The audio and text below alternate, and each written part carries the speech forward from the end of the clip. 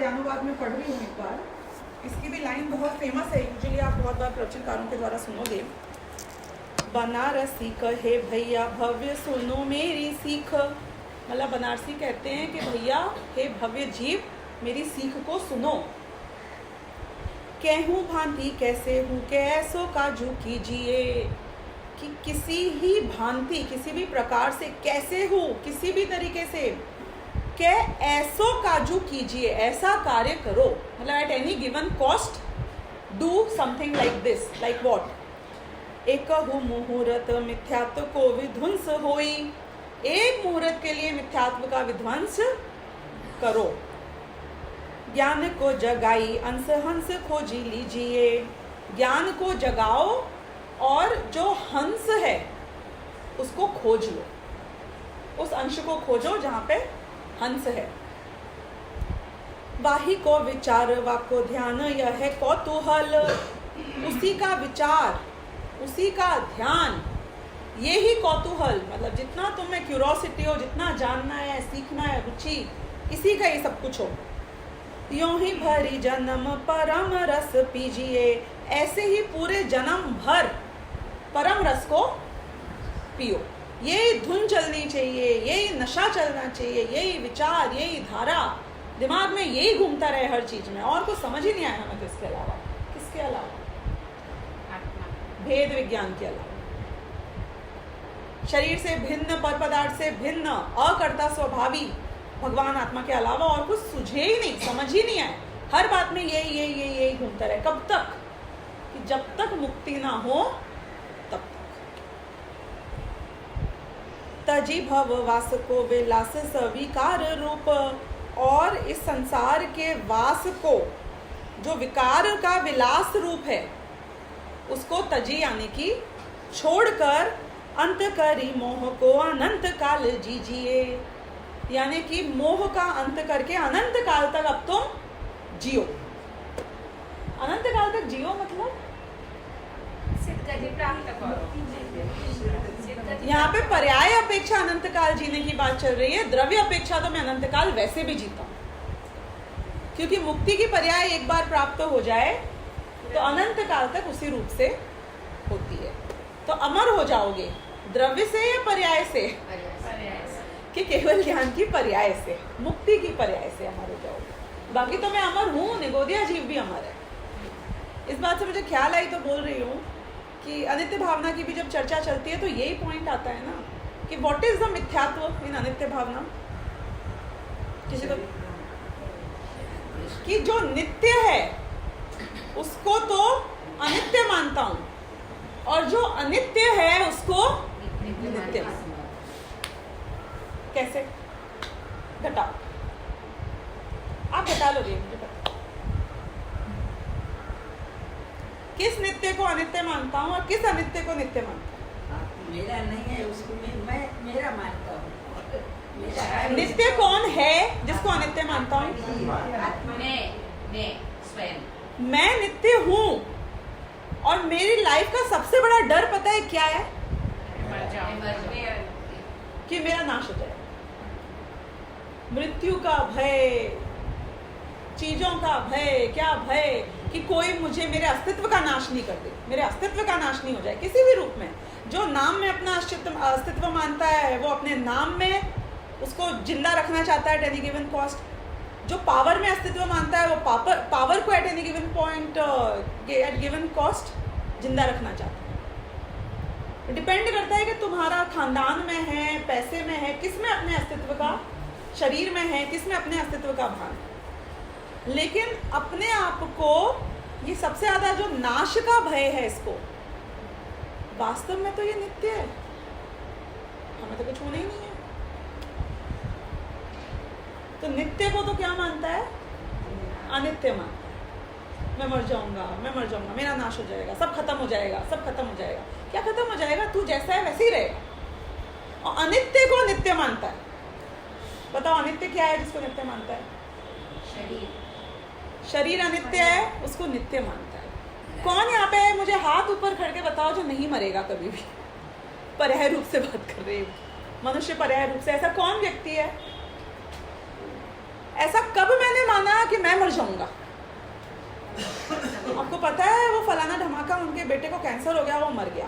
कितने लोगों को लगा कि मुझे या मेरे बेटे को कैंसर हो सकता है? We never feel इसको हो सकता है, उसको सकता है, उसका एक्सीडेंट हो गया, वो मर गया, उसको कैंसर हो गया, मुझे कुछ नहीं, हो ही नहीं सकता है। आप मरोगे कि नहीं मरोगे मुझे बताओ? आप मरोगे, आप मरोगे, आप मरोगे। मनुष्य पर्याय की अपेक्षा बात कर रही हूँ, मनुष्य पर्याय की अपेक्षा बात कर, जिसको मैं मानता हूँ उस अपेक्षा बात कर रही हूँ। ये माना कभी एक पल के लिए कि मैं मरूंगा? शरीर को अमर मान के जीते हैं हम। ऐसे विचार को बोलते अपशकुन मत बोलो, कहो मत, ऐसा कहो मत। मतलब पांव कब्र में हो तो भी बोलते हैं ऐसा मत कहो, ऐसा मत कहो। मतलब फैक्ट नहीं कहें कि क्या नहीं कहें, फैक्ट है ना। संयोग, ये जो संयोग अभी हमें नजर आ रहे हैं, आपको इस बात का भरोसा है कि अगले संडे प्रवचन होगा? है? क्योंकि मैं भी मर सकती हूँ और आप भी मर सकते हो। और ये तो मरने की बात हुई, टोटल विच्छेद की बात हुई। मैं भी कहीं ट्रैवल कर सकती हूँ, आप भी कहीं ट्रैवल कर सकते हो। मैं भी कहीं बिजी हो सकती हूँ, आप भी कहीं बिजी हो सकते हो। सारे संयोगों की बात करो। जो घर है आपका, जो गाड़ी है आपकी, जो पति है, जो पत्नी है, जो बच्चे हैं, जो हेल्थ है, जो अनुकूलता है। कौन कल मुझे बता रहा था कि बॉम्बे डूबने वाली है 30 साल बाद, 2050 में। आई डोंट नो सच है झूठ है जो भी है, लेकिन मेरा पॉइंट ये है कि ये जुहू जेवीपीडी स्कीम रहेगा। मतलब हमें लगता है हर संयोग, हम हर संयोग को परमानेंट मान के जीते हैं। एक संयोग का भरोसा नहीं है, एक संयोग का भरोसा नहीं। वो मंदिर वहां मंदिर रहेगा कि नहीं रहेगा, ये मकान यहाँ रहेगा कि नहीं रहेगा, वो गाड़ी वहां रहेगी कि नहीं रहेगी, और तो और मैं शरीर में रहूंगा कि जीते कैसे हैं? हर संयोग को परमानेंट मान के जीते। तो हर अनित्यता को नित्य मानते हैं, और जो नित्य है उसको अनित्य। इसे क्या बोलते हैं? भ्रम, भ्रम बुद्धि, मिथ्यात्व। जो सही है उसको नहीं जानते। तो ये बात यहाँ पे आई कि आप अनंत काल तक के लिए यदि मोह का अंत कर देते हो तो आपके ऐसी पर्याय प्रकट होएगी जो अमर होएगी। यानी कि केवल ज्ञान रूपी पर्याय, केवल ज्ञान एक ऐसी पर्याय मात्र है, वितरागता एक ऐसी पर्याय मात्र है जो एक बार प्रकट हो जाए तो अनंत काल तक भगवान कभी भी वापस रागी द्वेषी या अल्पज्ञानी नहीं। सादी अनंत पर्याय कहते हैं इसे। एक बार प्रकट हो गई तो हमेशा के लिए आप सेफ जोन में, लेकिन उसके पहले सब कुछ हो सकता है, ऊपर नीचे हो सकता है। तो ये कार्य मुझे कब तक करना है? कितने टाइम तक वीतरागता को, शुद्ध उपयोग को कायम रखना है यदि मुझे परमानेंट में पहुंच जाना है तो? हाँ, पार्श्ववर्ती मुहूर्तम, एक अंतर मुहूर्त के लिए ये कार्य करना है। हजारों लाखों करोड़ों साल की तपस्या नहीं करनी है। भगवान महावीर को 12 साल लगे, आपको 12 साल नहीं लगाने हैं। किसी को हजारों करोड़ों साल लगे, आपको नहीं लगाने हैं। कितना टाइम फ्रेम है जो कंपलसरी है? अंतर मुहूर्त ओनली, दैट इज इट। संसार और मोक्ष के बीच का जो गैप है इतना टफ नहीं है। राइट प्रोसेस होना चाहिए उस अंतर मुहूर्त में। तो ये कार्य की शुरुआत मिथ्यात्व का नाश कैसे होगा और मिथ्यात्व का पूर्ण चारित्र मोहनीय का नाश कैसे होएगा, दोनों की बात करें। दर्शन मोहनीय का मिथ्यात्व और चारित्र मोहनीय का। कि दर्शन मोहनीय का नाश करने के लिए भी अंतर मुहूर्त लगता है, जो 5 लब्धियां वगैरह वगैरह होंगी, जो प्रोसेस होएगा। और चारित्र मोहनीय का पूरा नाश करने में भी अंतर मुहूर्त। जो अनादिकालीन मिथ्या दृष्टि है उसको यदि पहली बार सम्यक दर्शन की प्राप्ति करनी है तो जो प्रोसेस होता है सम्यक दर्शन की प्राप्ति का, उसमें अंतर मुहूर्त लगता है। और चारित्र मोहनीय का पूर्ण नाश करना है, यानी कि 6ठे 7वें गुणस्थानवर्ती जीव भी हो, उसको केवल ज्ञान की प्राप्ति करनी है तो उसको भी अंतर मुहूर्त लगता है। तो ये दोनों चीजें, एक मुहूर्त मिथ्यात्व को विध्वंस होई, मिथ्यात्व का विध्वंस यानी विध्वंस करने में भी एक मुहूर्त चाहिए, और फाइनल केवल ज्ञान की प्राप्ति में भी एक मुहूर्त चाहिए। काम बस 2 मुहूर्त टोटल है आपके पास टाइम। हाँ, इंटेंसिटी राइट होनी चाहिए, बाकी टाइम है तो काम बहुत ज़्यादा टाइम टेकिंग नहीं है। तो ये बात यहाँ पर आई। फिर इसके बाद में आप ये 26वीं गाथा से 33वीं गाथा तक एक ही सब्जेक्ट चलेगा, जिसमें कि आपको ध्यान होगा, हमने बहुत पहले भी इसको बहुत विस्तार से लिया था जब यहाँ पर, कि व्यवहार निश्चय की बात चल रही है इतने टाइम से। अब वो बोलेंगे, जो शिष्य है वो जाग गया इतना सब सुनने के बाद, वो बोल रहे हैं कि लेकिन एक सेकेंड, आप लोग जब भगवान की स्तवन करते हो, भक्ति करते हो, पूजन करते हो, तो आप भी शरीर के ही गुणों को गाकर बोलते हो कि ये तो भगवान के गुण हैं। तो बोले it's not us who is making the confusion.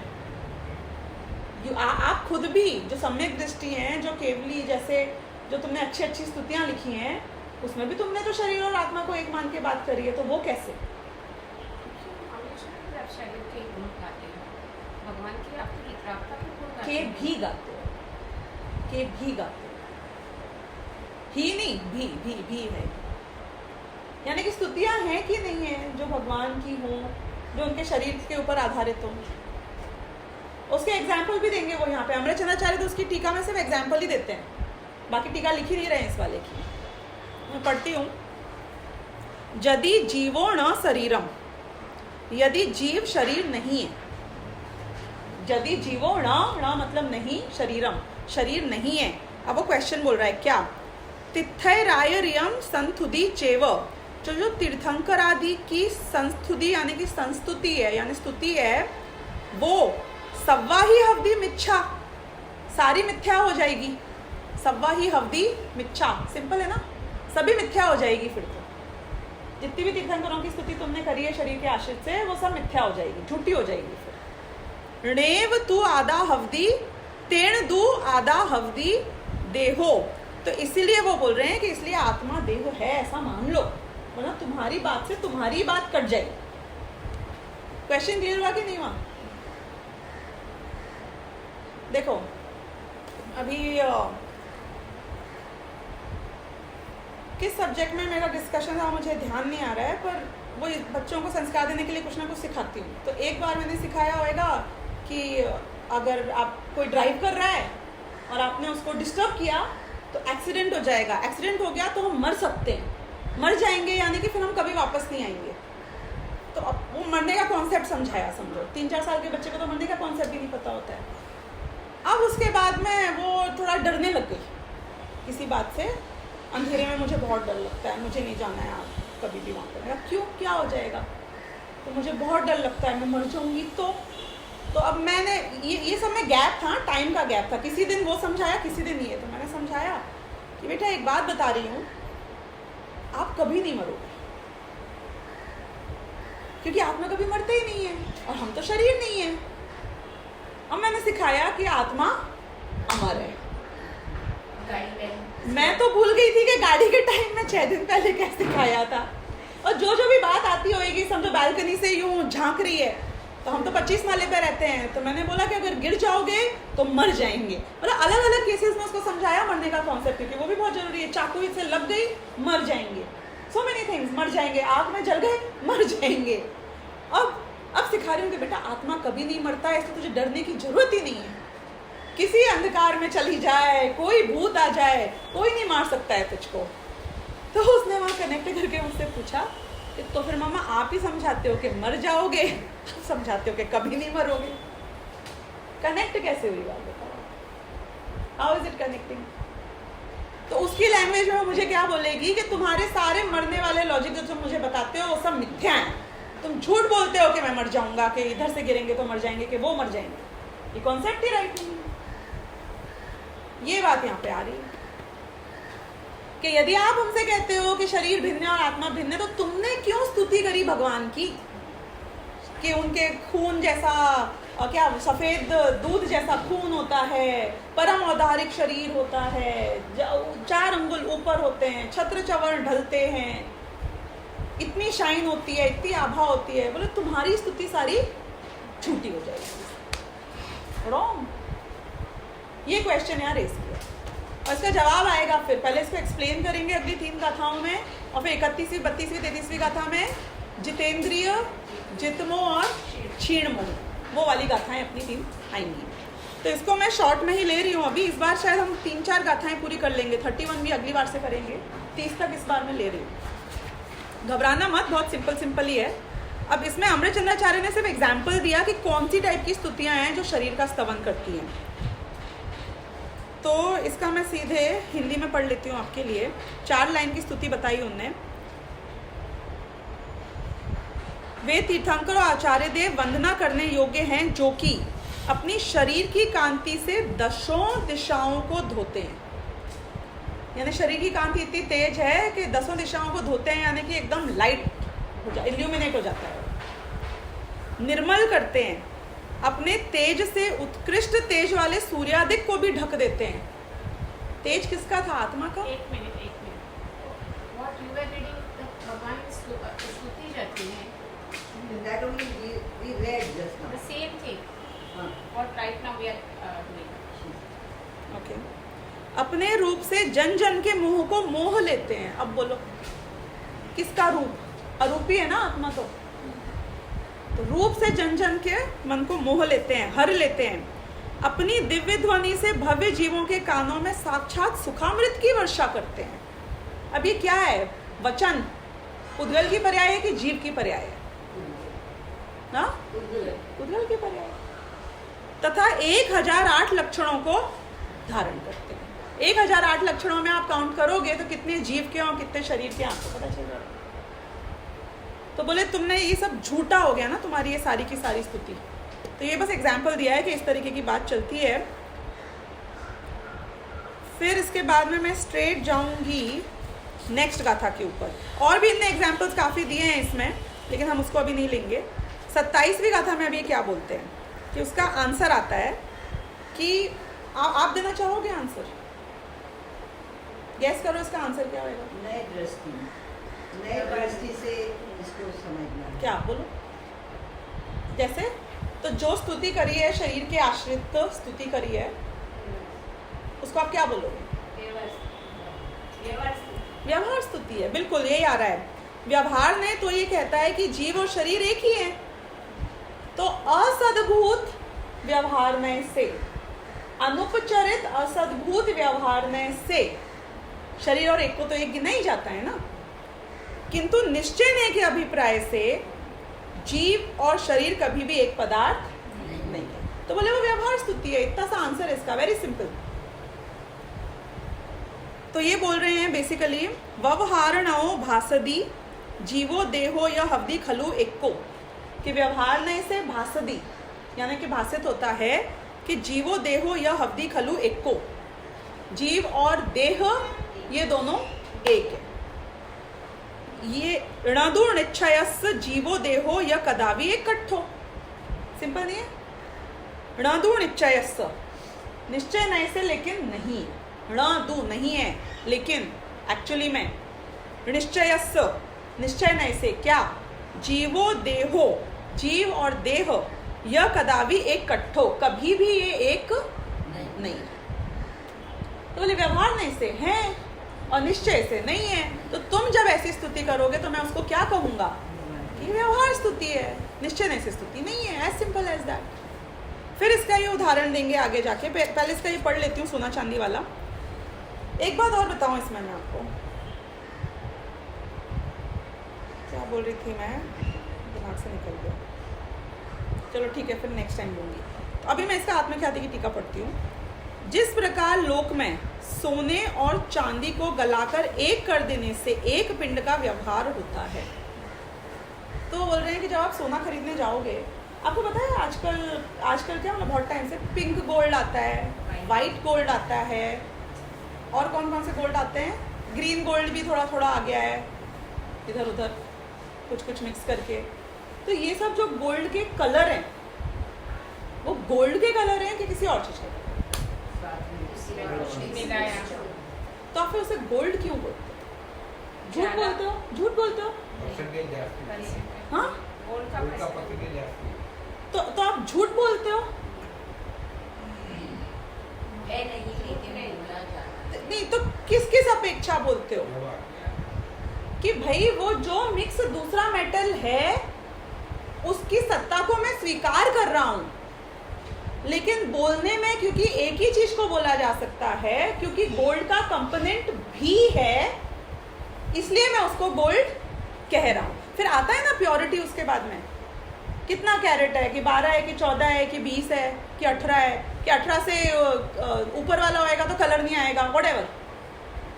तो यानी कि हमारी श्रद्धान में और ज्ञान में उस दोनों के बीच में भेद विज्ञान है, राइट।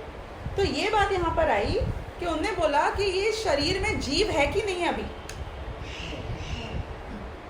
इस वक्त इस शरीर में जीव है। तो शरीर है यानी चांदी है, जीव है यानी सोना है।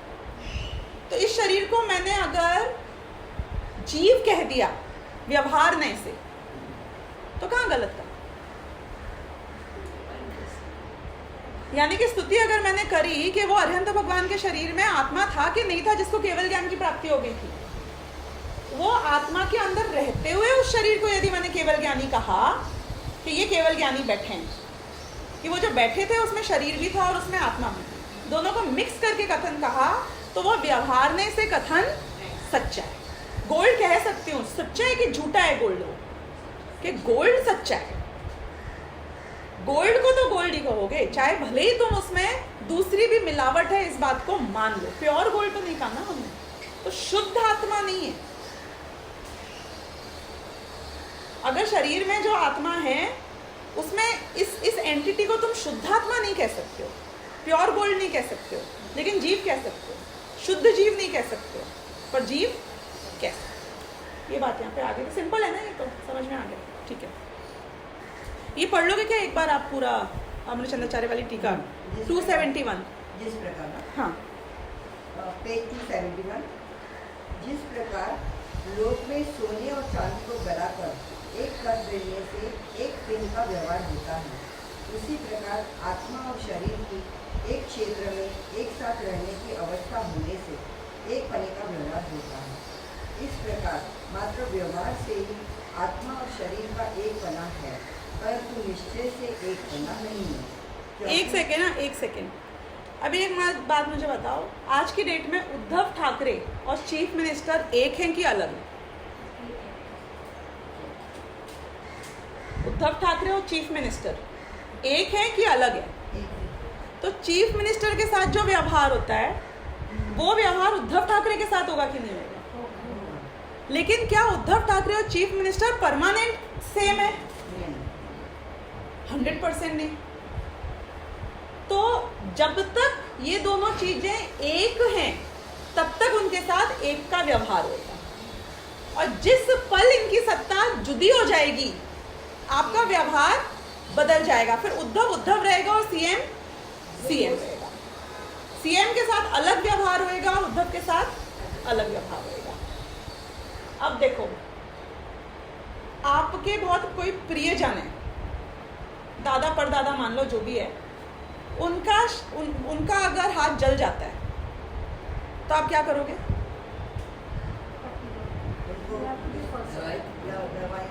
दवाई लगाओगे, पट्टी लगाओगे, ध्यान रखोगे, बहुत सेवा करोगे। और यदि उसी शरीर में से उनकी आत्मा निकल जाती है तो शरीर का आप क्या करोगे?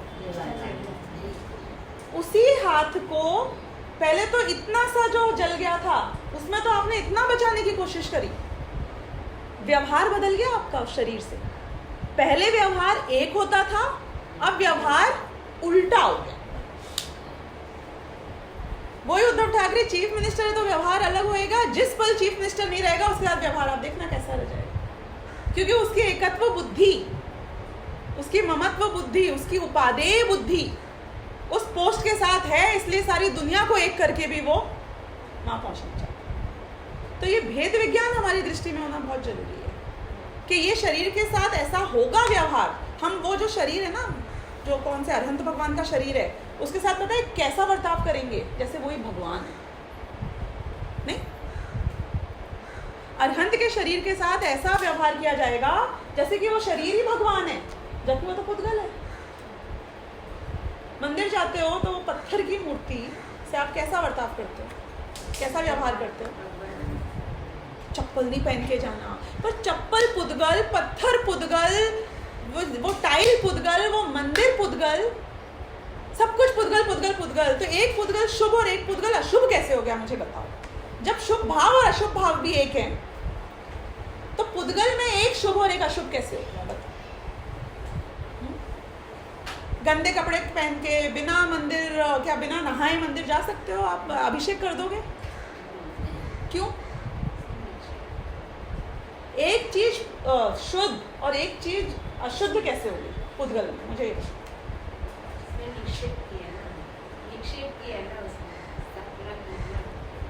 लेकिन सब कुछ था तो पुद्गल पुद्गल पुद्गल पुद्गल। स्थापना करने के बाद भी तो पुद्गल ही रहता है। कितने सारे लोग होते हैं जो मतलब जैनों में भी और बौद्धों में, वो बाथरूम में जब जाते हैं ना तो कपड़े बदल के दूसरे कपड़े पहन कर जाते हैं और बाहर वापस कपड़े चेंज करके साफ होके आते हैं। आप में से भी कोई के यहाँ चलती है ये प्रथा? चलती है, जानती हूँ मैं ऐसे लोगों को। अगर छू जाए कोई बाथरूम से आके आदमी तो उनको भी नहाना पड़ जाए, ऐसा। पर कौन अशुद्ध था, किसको अशुद्ध किया? क्वेश्चन ये है। वही माल शरीर के अंदर तो तुम शुद्ध हो, वही माल शरीर के बाहर करो तो तुम अशुद्ध हो। ऐसे ही हुआ ना एक तरीके से, तो कि नहीं हुआ? अंदर तो वही सब भरा हुआ है ना। क्या भरा हुआ है हमारे अंदर? तो जब पुद्गल ने पुद्गल को छुआ और पुद्गल शुद्ध हो गया और पुद्गल अशुद्ध हो गया, तो फिर ये सारे हम जितनी भी पालन करते हैं क्रियाएं, वो सब कूड़ा नहीं हो गई? औचित्य क्या रह गया किसी का? तो क्या करें? अगली बार से मंदिर में चप्पल पहन के चले जाओ, बिना नहाए चले जाओ, गंदे कपड़े लेके चले जाओ, वहीं बाथरूम बना दो, बेडरूम में बाथरूम है वैसे मंदिर में बाथरूम बना दो। कि क्यों नहीं करते हैं हम ये सब? क्योंकि जिस व्यवहार से उस मूर्ति को भगवान माना था, मूर्ति तो जीव थी नहीं ना, हमें भी पता है। तो मैं तीन लोक का नाथ भगवान आत्मा एक पत्थर को पूजने जाता हूँ कि नहीं भाई नहीं। तुमने जो भगवान के गुणों की स्थापना उस मूर्ति में करी है, जो शांत मुद्रा की स्थापना उस मूर्ति में करी है, जो निमित्त तुम्हें उससे प्रेरणा मिल सकती है, जिसके कारण तुमने उसको उस जगह पे स्थापित किया है, वो भी सब व्यवहार से किया था। और इसलिए तुम चप्पल भी व्यवहार से उतारते हो और नहाते भी व्यवहार से हो और व्यवहार से दर्शन करते हो। दर्शन करते हो तुम्हें क्या मान के दर्शन करते हैं? कि पत्थर के दर्शन कर रहे हैं, कि भगवान के गुणों की स्थापना करके दर्शन करते हैं ना। तो मतलब oranges to oranges and apples to apples. निश्चय का काम निश्चय से और व्यवहार का काम व्यवहार से, ये बात यहाँ पर आई है। तो इसलिए हाँ पढ़ रहे थे, तो इस मात्र व्यवहार से ही आत्मा और शरीर का एक पना है, निश्चय से एक पना नहीं है। फिर क्योंकि निश्चय से तो पीले स्वभाव वाला सोना और सफेद स्वभाव वाली चांदी के परस्पर अत्यंत भिन्नता होने से उनमें एक पदार्थ बनने की असिद्धि ही है। मतलब ये बात में किसी को कंफ्यूजन नहीं है कि सोना और चांदी एक है। अतः उनमें अनेकत्व ही है। इसी प्रकार उपयोग स्वभावी आत्मा और अनुपयोग स्वभावी शरीर में अत्यंत भिन्नता होने से एक पदार्थ बनने की असिद्धि ही है। अतः अनेकत्व ही है। ऐसा यह प्रकट नए विभाग है। अतः यह सुनिश्चित ही है कि व्यवहार में से ही शरीर के स्तवन से आत्मा का स्तवन होता है, निश्चय से नहीं। ठीक है, ये क्लियर हो गया। व्यवहार में से शरीर का स्तवन आत्मा का स्तवन है, निश्चय से नहीं है, ये हम भी मानते हैं। अब जो मुझे तब याद आ रही थी, मैं भूल गई वो बात, मैं बता रही हूँ कि जब आत्ममीमांसा आती है, आपने शायद उसकी वो पंक्तियाँ ध्यान से पढ़ी होंगी, जिसमें ये आता है कि वो बोलते हैं समंतभद्राचार्य कि हे भगवान, मैं तुझे इसलिए भगवान नहीं मानता हूँ, क्यों? क्योंकि तुम्हारा आकाश में गमन होता है। क्यों? क्योंकि बोले वो तो मायावियों के भी होता है। तो बोले भगवान, मैं तुमको इसलिए नहीं भगवान मानता हूँ कि छत्र छवल ढोले जाते हैं तुम्हारे, देवता भी सेवा करते हैं। क्यों? वो भी किसी को भी हो सकता है। तो वो एक एक शरीर की जो जो भी क्वालिटीज हैं वो गिनाते हैं और फिर बोलते हैं कि इसलिए नहीं हो तुम इतने महान, इसलिए तुम्हारी पूजा नहीं करता हूँ क्योंकि ये सब चीजें हैं तुम्हारे पास। तो क्यों करता हूँ? फिर वो आत्मा के निश्चय से गुण बताते हैं अरिहंतों के, और फिर एक एक की व्याख्या करके बोलते हैं मैं इसलिए तुम्हें भगवान हूँ। तो वो बहुत ही अच्छा उदाहरण है निश्चय स्तुति और व्यवहार स्तुति का वहां पर। मतलब तारीफ भी कर दी और नहीं भी करी। मतलब एक आदमी दूसरे आदमी से बोले, लड़का बोले लड़की से, तुमको इसलिए प्यार नहीं करता हूँ क्योंकि तुम बहुत खूबसूरत हो। मतलब बोल तो दिया कि है, इसलिए प्यार नहीं करता हूँ क्योंकि तुम बहुत सॉफ्ट स्पोकन हो। सारी लिस्ट गिनाएगा पहले तो कि क्यों क्यों प्यार नहीं करता हूँ, उसमें उसकी तारीफ कर दी, और फिर बोलेगा कि मैं तुमको इसलिए प्यार करता हूँ। तो इस तरीके से ये चर्चा आई, तो मुझे ख्याल आई थी तो मैंने आपको बोली। हम अगली 20 और 29 भी गाथा आज करेंगे, और फिर 30th भी आज करेंगे, 31st से नेक्स्ट में लेंगे। तो हाँ, इणमण्णम जीवादो देहम पोगलमयम थुणित्तु मुनि, ऐसे जो जीव से देह भिन्न है, इणम अन्नम यानी कि इससे अन्य है। कौन? जीव से देह, जो पुद्गलमयी देह है वो जीव से भिन्न है।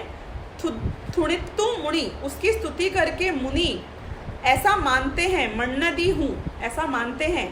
संथुदो वंदिदो मैं केवली भयम, वो ऐसा मानते हैं कि मैंने केवली भगवान की संस्तुति कर दी है।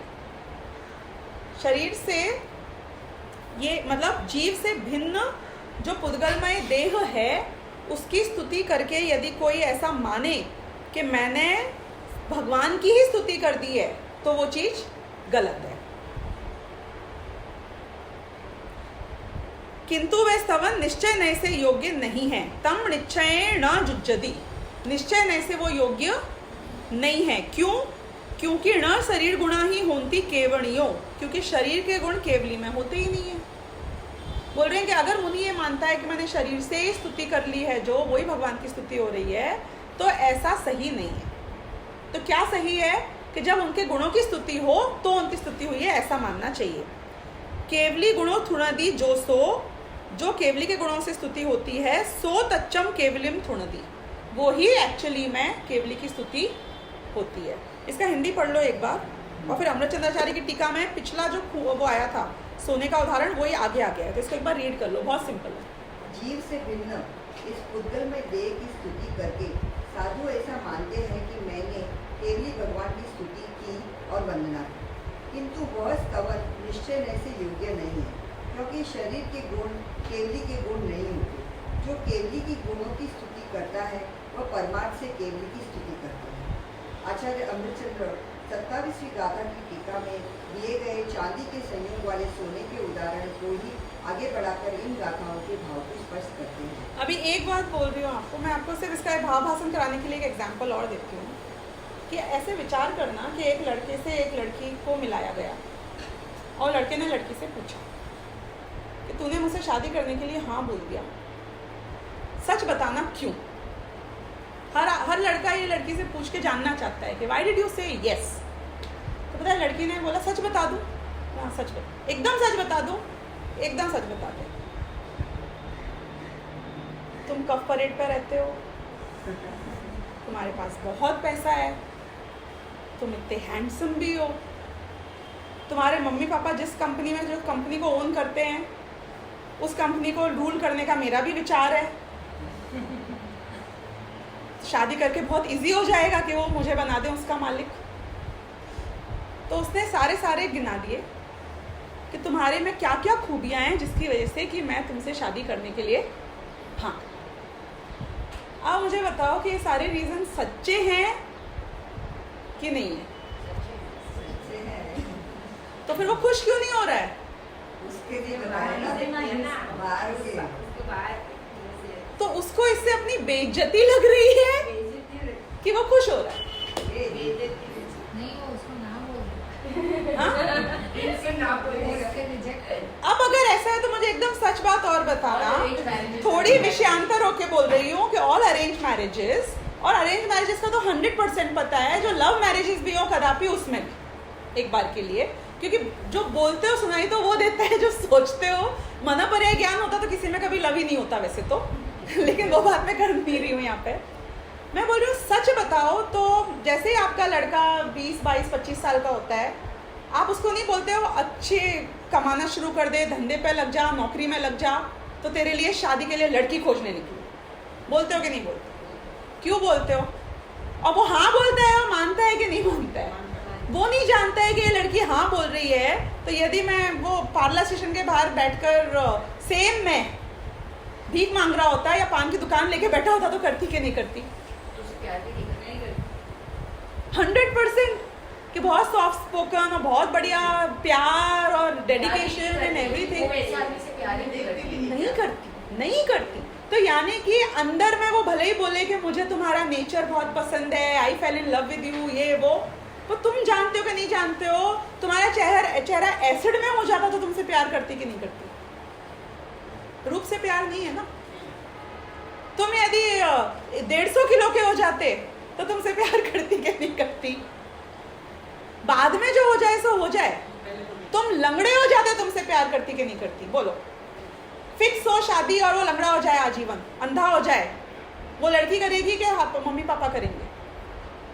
यानी कि ये सब चीज़ें कि तुम स्वस्थ हो, कि तुम्हारा शरीर चलता है, कि तुम्हारे पास पैसे हैं, कि तुम में शक्ति है, कि कोई बीमारी नहीं है, ये सब चीज़ें ऐड कर रहे हैं कि नहीं कर रहे हैं? My cousin Oliver had an accident. He was very, very young, 23. He had an affair, a very, very strong affair. The girl did not marry him, but very rich family and everything.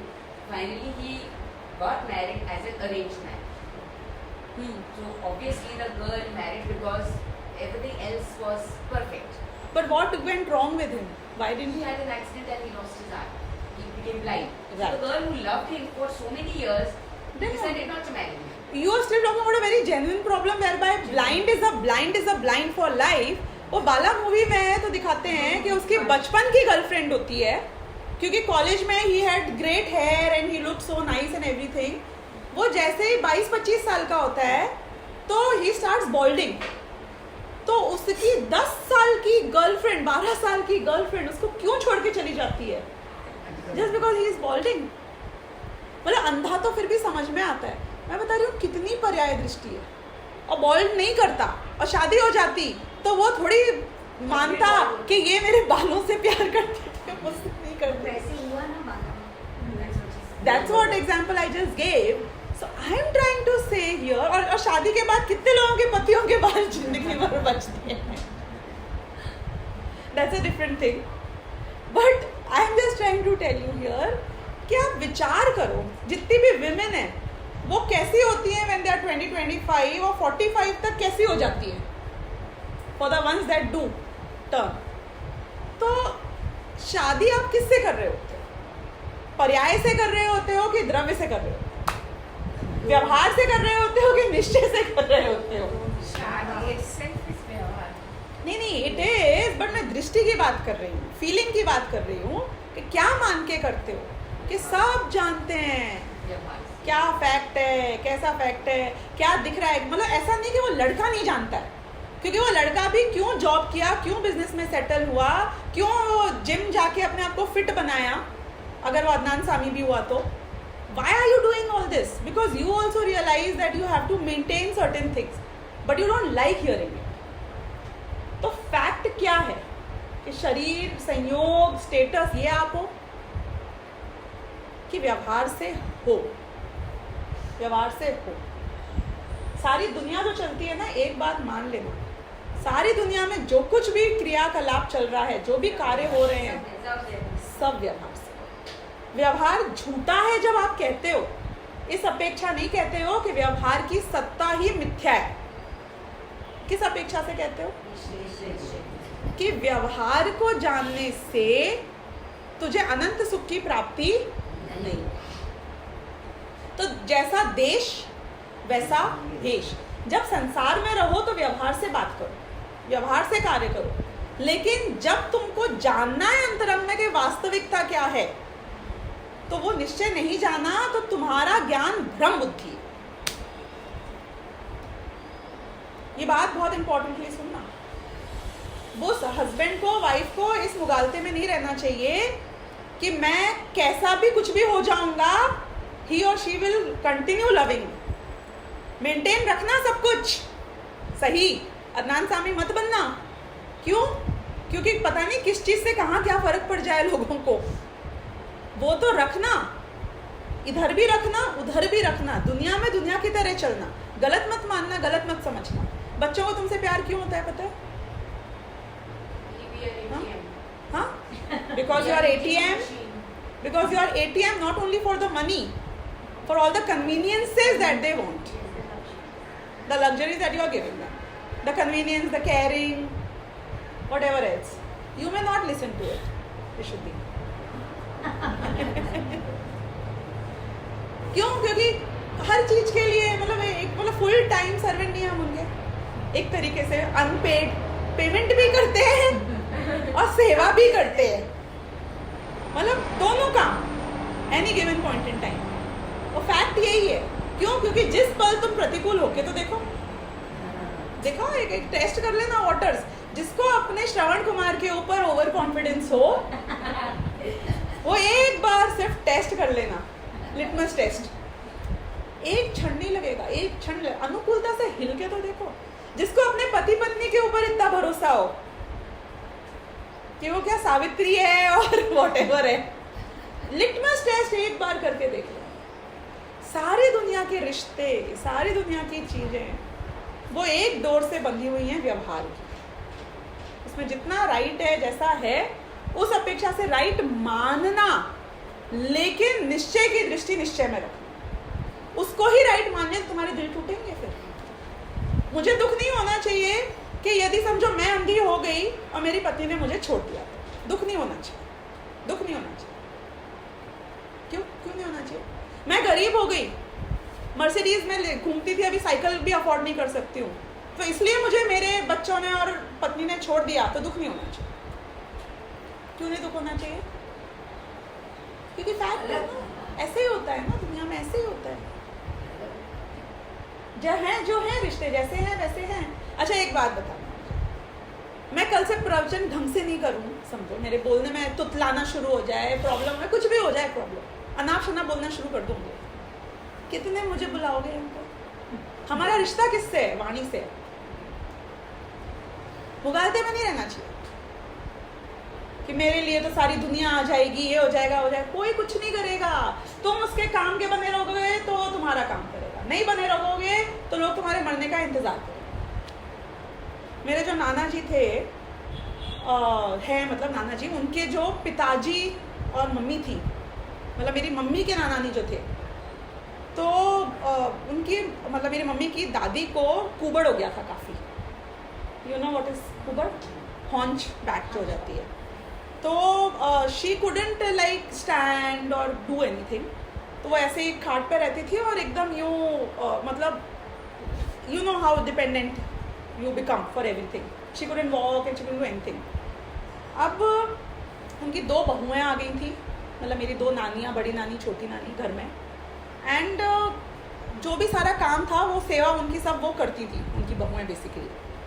She used to insist कि रोटी तो मैं ही बनाऊंगी घर में। तो चूल्हा वाला टाइम था, तो ऐसे घिस के यूं करके बैठना आड़े टेढ़े और फिर रोटी बनाना, यू नो, ऑन द चूल्हा। It is such a tedious task. तो मेरे नाना जी उनको बोलते थे कि तुम्हारे घर में 2 बहुएँ आ गई हैं और वो करेंगी ना काम, वो बना देंगी रोटी, तुम क्यों इतनी तकलीफ लेके मरी जाके, इतनी परेशानी में आड़ी टेढ़ी होके फिर भी रोटी बना रही है? हाँ, भूखे नहीं बने ना। I have given this example before, I don't remember. She said कि बेटा अगर मैं कुछ भी काम नहीं करूँगी, बाकी तो मेरी बाथरूम के लिए भी और नहाने के लिए भी सबको मेरी सेवा करनी पड़ती है, अगर मैंने एक काम भी नहीं किया ना, कुछ भी नहीं किया, no value add from my end, everybody will start waiting for me to die next. Is it the fact और it is not the fact? आप बताओ। जो आदमी कोई वैल्यू ऐड नहीं करे आपको घर में, कुछ भी हो, कैसा ही हो, व्हाटएवर, आपके ऊपर बोझा स्वरूप और हो, not that you are cruel, you are bad, it's not about all that. तुम्हारा कुछ तो वैल्यू ऐड होना चाहिए ना, कुछ योगदान होना चाहिए, विच इज अ फैक्ट और it is not a fact. कैसा फैक्ट है? कितना गंदा फैक्ट है, नहीं है? कितना क्रूर फैक्ट है कि दुनिया में ऐसा ही है। अंदर में तुमको सत्य जानना जरूरी है, वरना वाकई में लोग तुम्हारे मरने का वेट करें। ये मैं कह रही हूँ, अंदर में सत्य जानना चाहिए कि आप लोग का प्रेम बहुत अच्छा लगे कि बहुत अच्छा लगे, बच्चे का प्रेम, पति का प्रेम अच्छा लगे, अच्छा लगे। अंदर में जानते रहना कि इस सब की सत्यता क्या है। और जब तक गिव एंड टेक चल रहा है, व्यापार चलेगा। और जिस दिन गिव एंड टेक में कहीं कुछ गड़बड़ आएगी तो तुम तैयार रहना कि हमारा व्यापार खत्म हो जाएगा। कोई तकलीफ नहीं है, उसको शांति से एक्सेप्ट कर लेना as a fact, no problem. क्यों? क्योंकि अगर तुम्हारे श्रद्धान में वो नहीं है तो तुम्हारा श्रद्धान मिथ्या है, सिचुएशन नहीं बदल जाती है। मैं मंदिर जाऊंगी तो मैं भगवान मानूंगी मूर्ति को, लेकिन अंतर में श्रद्धान क्या होना चाहिए? मुझे बताओ, श्रद्धान क्या होना चाहिए? अन्य धर्म वाले जो मंदिर जाते हैं, जो मूर्ति में भगवान मानते हैं, जब उस पर गुस्सा करते हैं, उससे कुछ मांगते हैं, तो उनका क्या एटीट्यूड होता है? As if there is God in within there, रागी द्वेषी who can actually see what I am saying and doing, isn't it? वो मान्यता गलत है, मेरा ये कहना। मान्यता राइट रखो, फिर व्यवहार के लिए तुम्हें जो करना है वो करो, और नहीं करना है तो मत करो, वो तुम्हारी मर्जी। लेकिन मान्यता रॉन्ग होगी तो धोखे में कौन आएगा? तुम्हें धोखा मिलेगा। क्लैरिटी होनी चाहिए हर चीज की, दिमाग में। इसे ही सम्यक दर्शन कहते हैं, क्लैरिटी। कि शरीर की सेवा में अंतिम क्षण तक करूंगी, जब तक जीऊंगी कि हाँ करूंगी ना, नहाएंगे, धोएंगे, कुछ ना कुछ सेवा करेंगे ना, खाएंगे, पिएंगे, दबाएंगे, वॉक करेंगे, जिम करेंगे, सब करेंगे शरीर की सेवा, मरते दम तक करेंगे, अंतिम क्षण तक, जब तक आत्मा नहीं निकलेगा, जब तक इसकी सेवा करेंगे। लेकिन मानना क्या है? प्रति क्षण ये मानना है कि जितनी सेवा इसकी कर रहा हूं, पर ये मैं, we are पड़ोसीज, we are neighbors, we have to smile at each other, isn't it? When you meet, you greet, you don't frown, right? तो करो इससे अच्छा एमिकेबल रिलेशनशिप रखनी है मुझे शरीर के साथ। ना राग करना है, ना द्वेष करना। चला जाए पड़ोसी तो चले जाना, कोई बात नहीं, मेरा एग्जिस्टेंस थोड़ी हिल गया। और रहो तो रहो, बहुत बढ़िया, कोई तकलीफ नहीं है, मेरा एग्जिस्टेंस में क्या फर्क पड़ रहा है? जो पड़ोसी बनेगा उसको मीट एंड ग्रीट करेंगे। तो हम क्लियर हैं कि तुम पड़ोसी हो, तुम मेरे घर में नहीं घुस सकते। शरीर है तो द्वेष नहीं करना है उससे, उसको क्या शोषण नहीं करना है, उसको सुखाना नहीं है, उसको हैरेस नहीं करना है, टॉर्चर नहीं करना है। क्या करना है? Amicable relationship. जब तक तुम मेरे काम भी आते हो तो I am pleasant towards, but I don't get spent for you, that's the fact. तो वो दृष्टि में बहुत क्लैरिटी रहनी चाहिए। कितना समय हो गया है? 2-3 मिनट और हैं, तो आइए पढ़ लो मैं पूरा एक बार। यद्यपि परमार्थ से सोना तो पीला ही होता है, तथापि उसमें मिली हुई चांदी की सफेदी के कारण सोने को भी सफेद सोना कह दिया जाता है, पर यह कथन व्यवहार मात्र ही है। उसी प्रकार सफेदी और लालिमा अथवा खून का सफेद होना आदि शरीर के ही गुण हैं। ये समझ में आ गया ना? शरीर के गुण जो भगवान केवली भगवान के करते हैं, उनके आधार पर तीर्थंकर केवली भगवान को सफेद लाल कहकर अथवा सफेद खून वाला कहकर स्तुति करना मात्र व्यवहार स्तुति ही है। परमार्थ से विचार करें तो लाल सफेद होना या सफेद खून वाला होना तीर्थंकर केवली का स्वभाव नहीं है, इसलिए निश्चय से शरीर के स्तवन से आत्मा का स्तवन नहीं होता। जिस प्रकार चांदी की सफेदी का सोने में अभाव होने से निश्चय से सफेद सोना कहना उचित नहीं है, सोना तो पीला ही होता है, अतः सोने को पीला कहना ही सही है। इसी प्रकार शरीर के गुणों का केवली में अभाव होने से श्वेत लाल कहने से अथवा सफेद खून वाले कहने से केवली का स्तवन नहीं होता। केवली के गुणों के स्तवन करने से ही केवली का स्तवन होता है। ये बहुत हाँ, ये खत्म हो गया। तो ये बहुत सिंपल सा एक्सप्लेनेशन है इसका, जो कि आपको ख्याल में आ गया होगा, ऐसा मैं मान रही हूँ। अगर कोई क्वेश्चन हो तो आप पूछ सकते हो।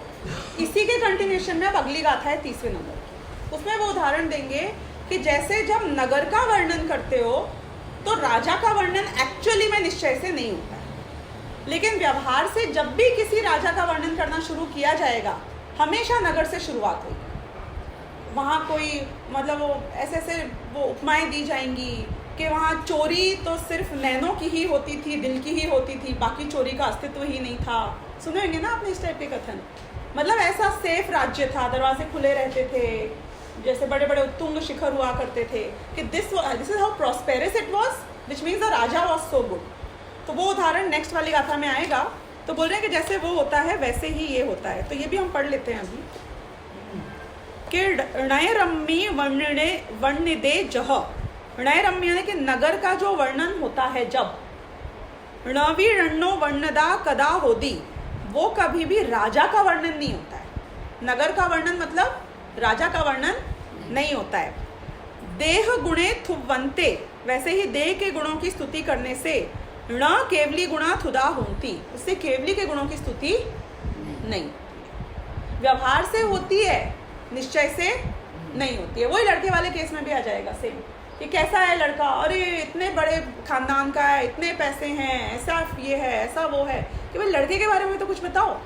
यही सब सुनते रहोगे, वो निकलेगा कोई क्रूर और आपकी तरह समझो वो लाइक हिटलर, तो कि ऐसी ऐसी जर्मनी का राजा, कौन, हिटलर जैसा। तो बोले कि नहीं नहीं नहीं, मुझको नगर के वर्णन नहीं सुनना है, मुझे राजा का वर्णन सुनना है, वो निश्चय से राजा का वर्णन है। तो ये बात यहाँ आई। जिस प्रकार नगर का वर्णन करने पर भी वह वर्णन राजा का वर्णन नहीं हो जाता, उसी प्रकार शरीर के गुणों का स्तवन करने पर केवली के गुणों का स्तवन नहीं हो जाता। और अमृत चंद्राचार्य ने वापस यहाँ पे सिर्फ एग्जाम्पल दिया है कि किस तरीके से कि नगर का वर्णन होता है और राजा का वर्णन होता है। तो ये एक बार रीड कर लो and then we will end today with this. ऊंचे कोट से, हाँ, ऊंचे कोट से। ऊंचे कोट, गहरी खाई और बाग बगीचों से संपन्न इस नगर ने मानो कोट के बहाने आकाश को ग्रस लिया है, खाई के बहाने पाताल को पी लिया है और बाग बगीचों के बहाने संपूर्ण भूमितल को निगल लिया है। तात्पर्य यह है कि इस नगर की सुरक्षा का साधन कोट अत्यंत ऊंचा है और जल से लबालब भरी हुई खाई अत्यंत गहरी है तथा संपूर्ण नगर मनोहारी बाग बगीचों से परिपूर्ण है। सब कुछ मिलाकर यह नगर पूर्वतः सुरक्षित और एवं मनोहारी है, जिसमें अपूर्व और स्वाभाविक लावण्य है, जो समुद्र की भांति क्षोभ रहित है और जिसमें सभी अंग सदा सुस्थित और अविकारी है। ऐसा जिनेंद्र भगवान का उत्कृष्ट रूप सदा जयवंत वर्तता है। तो बोले अभी ये एक्सप्लेनेशन किया है, इसमें कहाँ राजा समझ में आया? निश्चय से तो राजा नहीं समझाया ना, तुमने नगर ही समझाया। तो वो बात यहाँ पे आई और बस इसके बाद में ये इनने पूरा एक समझो भूमिका तैयार करी है वहाँ से लेके यहाँ तक। फिर इनने उसका भी दिया है, भक्तामर स्तोत्र का भी, यही शांत राग रुचि भी परमाणु भी स्वम। तो उसमें किसकी बात करी? परमाणु की, शरीर की, कि उतने ही परमाणु थे और शांत रस से भरे हुए थे, तो यानी कि शरीर की बात करी और भगवान की स्तुति कर रहे हो। तो वो सारे एग्जाम्पल्स यहाँ पे दिए गए। Basically sum and substance is same that we have discussed, कि व्यवहार से शरीर का वर्णन है, निश्चय से आत्मा के गुणों का वर्णन है। अब आत्मा के गुणों से कैसे स्तुति होती है भगवान की, वो 31वीं, 32वीं और 33वीं गाथा में समझाया है, जो हम अगली बार से लेंगे।